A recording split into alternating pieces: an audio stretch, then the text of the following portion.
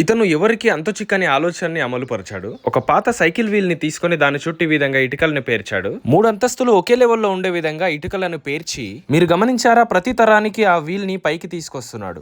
ఆ సిమెంట్ తో గ్యాప్స్ అన్ని కూడా ఆ విధంగా ఫిల్ చేసుకున్న తర్వాత ఇప్పుడు కొంత కాంక్రీట్ మిశ్రమాన్ని రెడీ చేసుకుంటున్నాడు. ఈ మిశ్రమం కొద్దిగా పల్చగా ఉండే విధంగా చూసుకుంటున్నాడు. నిజంగా ఈ సృజనాత్మకత చాలా అమేజింగ్ గా ఉంది. ఈ ఇటుకల 4వ తరం మాత్రం అన్నిటికీ భిన్నంగా ఉంది. ఆ మధ్యలో ఒక హోల్ చేసి అందులో సిమెంట్ మిశ్రమాన్ని వేసి ఆ మధ్యలో ఒక గొట్టాన్ని కూడా అమర్చుతున్నాడు. ఆ తర్వాత సైడ్ లో గ్యాప్ అంతా కూడా మాల్ తో ఫిల్ చేసేసి ఒక తాపితో స్మూత్ గా ఫినిషింగ్ ఇచ్చేసాడు. ఇప్పుడు దీనికి ఒక అద్భుతమైన పనిముట్టుగా తయారు చేయబోతున్నాడు. ఆ అడుగు భాగంలో కొన్ని గంపలుగా ఒక తెల్ల ఇసుకని ఆ అడుగు భాగంలో వేస్తున్నాడు. ఇలా చేసిన తర్వాత కొన్ని కట్టె ముక్కలను ఈ విధంగా ఆ గొట్టం చుట్టూ పేరుస్తున్నాడు. ఇది ఎవరికి పనికొస్తుంది అని అనుకునే కన్నా మన ఫ్యామిలీ ఇంకా ఫ్రెండ్స్ తో అవుట్ సైడ్ లో చిల్అవుట్ అవడానికి చాలా పనికొస్తుంది. మరి దీన్ని ఏ విధంగా ఉపయోగించబోతున్నాడో చూసేద్దాం. ఆ గొట్టానికి పైగా ఒక సైకిల్ రీమ్ ని అమర్చాడు. ఆ తర్వాత వెజిటబుల్స్ ని దానికి హ్యాంగ్ చేస్తూ ఆ విధంగా తిప్పుతున్నాడు. ఇంకా నాన్ వెజ్ ని కూడా ఫ్రై చేసేసాడు. దీని తర్వాత ఇంకా అద్భుతంగా ఉంటుంది. ఒక పెంకని దానికి అమర్చుతూ దానిపైన బటర్ ని వేస్తూ దానిపైన ఇంకా నాన్ వెజెస్ ని ఫ్రై చేస్తూ ఇంకా చాలా రకాల వంటల్ని దీనిపైన మనము చేసుకోవచ్చని నాకు అనిపిస్తుంది. ఇది చాలా ఉపయోగకరంగా ఉంది. ఇలాంటి అద్భుతమైన సృజనాత్మకత మీకు ఎలా అనిపించిందో ఖచ్చితంగా కామెంట్ చేయండి ఫ్రెండ్స్.